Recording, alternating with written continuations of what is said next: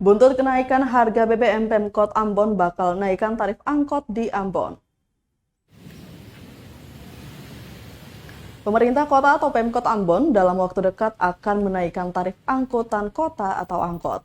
Rencana menaikkan tarif angkot itu menyusul adanya kenaikan harga bahan bakar minyak atau BBM per Sabtu 3 September 2022 pukul 14.30 waktu Indonesia Barat.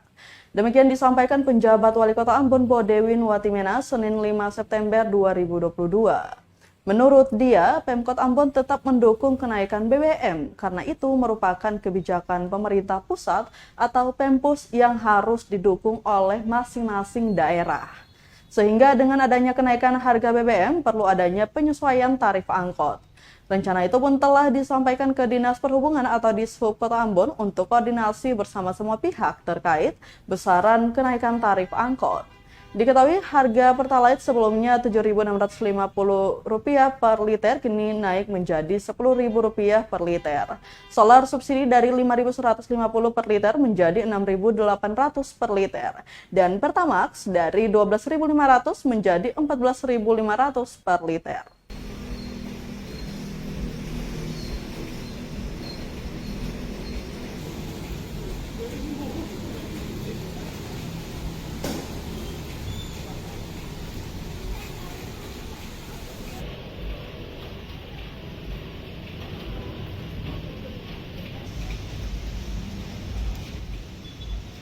Terima kasih sudah nonton. Jangan lupa like, subscribe, dan share ya.